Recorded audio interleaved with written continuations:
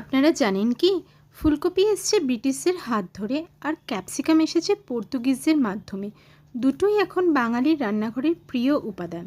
ভাবুন তো, একদিকে ব্রিটিশদের হাত ধরে আসা ফুলকপি আর একদিকে পর্তুগিজদের হাত ধরে আসা ক্যাপসিকাম। দুজনেরই আসল বাড়ি বহু দূরে, তবু আজ তারা বাঙালির প্রতিদিনের রান্নাঘরের অবিচ্ছেদ্য অংশ। এটাই তো খাবারের আসল জাদু। দূর দেশের স্বাদ মিলেমিশে হয়ে ওঠে আমাদের আপন। এই রান্নাটি আপনারা সারা বছরই খেতে পারেন, যেহেতু বাজারে আজকাল সবসময় আমরা ফুলকপি আর ক্যাপসিকাম পেয়েই থাকি। শুধু শীতকালই না, বাজারে ফুলকপি আর ক্যাপসিকামের আজ সবসময় বাহার। আজ আমি আপনাদের দেখাবো কিভাবে একেবারে সহজ উপায়ে বানানো যায় ফুলকপি আর গ্রিন ক্যাপসিকামের দারুণ রেসিপি, যেটা ভাতের সাথেই হোক কিংবা রুটির সাথে একেবারে জমে যাবে। নমস্কার বন্ধুরা, আমি অন্বেষা আর স্বাগতম আমার রান্নাঘরে। আজ বাজারে গিয়ে যখন টাটকা সবুজ ক্যাপসিকাম আর সাদা টুকটুকে ফুলকপি চোখে পড়ল, তখনই মাথায় এলো আজকে কিছু আলাদা বানাতে হবে। তাই চলুন শুরু করি আমাদের ফুলকপি গ্রিন ক্যাপসিকামের বিশেষ রেসিপি।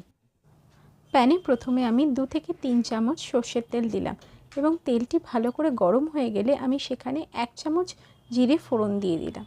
জিরে ফোড়ন দেওয়ার পর কম আঁচে সেটাকে 2 মিনিটের জন্য আমি ভালো করে নেড়ে চেড়ে নিলাম।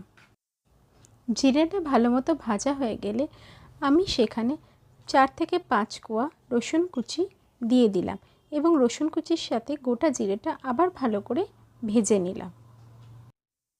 এবার এখানে দিলাম 1 চামচ কোচানো আদা দেওয়ার পর বেশিক্ষণ ভাজবেন না, তাতে তেতো হয়ে যাবে। এবার এখানে 2টো পেঁয়াজ আমি মিহি করে কুচিয়ে রেখেছি, সেই কোচানো পেঁয়াজ দুটি আমি এর মধ্যে দিয়ে দিলাম এবং সব একসাথে ভালো করে মিনিট 5 জন্য লো মিডিয়াম ফ্লেমে আমি নেড়েচেড়ে নিলাম। একদম আঁচটা কমিয়ে আমি 2 থেকে 3 মিনিটের জন্য সবগুলোকে ভালো মতো ভাজা হতে দিলাম। সবগুলো ভালো মতো ভাজা হয়ে গেলে আমি 2টো আলু ডুমো ডুমো করে কেটে রেখেছিলাম, সেটাও এর মধ্যে দিয়ে দিলাম এবং সবগুলো একসাথে আবার 5 থেকে 6 মিনিটের জন্য ভেজে নিলাম।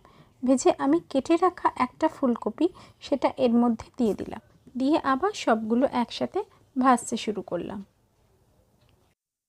এরপর আমি এতে স্বাদমতো একটু নুন দিয়ে দিলাম।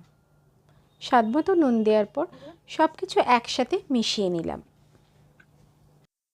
এরপর দিলাম সামান্য হলুদ দিয়ে আবার ভালো মতো নেড়েচেড়ে নিলাম।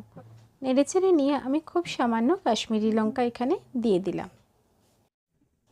এবার সবগুলো একসাথে নেড়েচেড়ে নিয়ে আমি মিনিট 10 জন্য চাপা ঢাকা দিয়ে দিলাম কম আঁচে। মিনিট 10 পর ঢাকনা খুলে দেখলাম মশলার সাথে আলু আর ফুলকপিগুলো প্রায় রান্না হয়ে গেছে। দেখছেন ফুলকপিগুলো একটু বাদামি রং হয়ে এসছে। এবার এর মধ্যে একটা কোচানো ক্যাপসিকাম এবং একটা কোচানো টমেটো দিয়ে দিলাম এবং দিয়ে আবার ভালো মতো সবগুলো একসাথে নেড়ে নিলাম। 5 মিনিটের জন্য কম আঁচে নেড়ে এবার আমি ঢাকনাটা আবার চাপা দিয়ে দিলাম কম আঁচে 10 মিনিটের জন্য। এই রান্নাটা আমি পুরোই কম আঁচে করছি। 10 মিনিট পর আমি ঢাকনাটা খুলে আমার ঘরে ঘুরিয়ে রাখা গোটা গরম মশলা এবং কিছুটা ধনেপাতা কুচি আমি দিয়ে দিলাম। আমি গোটা গরম মশলা ঘরে ঘুরিয়ে রাখি, শাহি গরম মশলাটা ব্যবহার করি না, কিন্তু আপনারা শাহি গরম মশলা ব্যবহার করতে পারেন।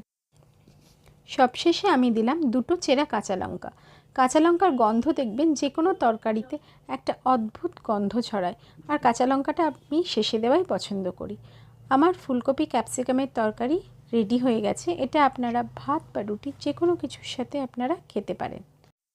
তাহলে বন্ধুরা, এভাবেই খুব সহজে বানানো যায় ফুলকপি আর গ্রিন ক্যাপসিকামের এই অসাধারণ রেসিপি।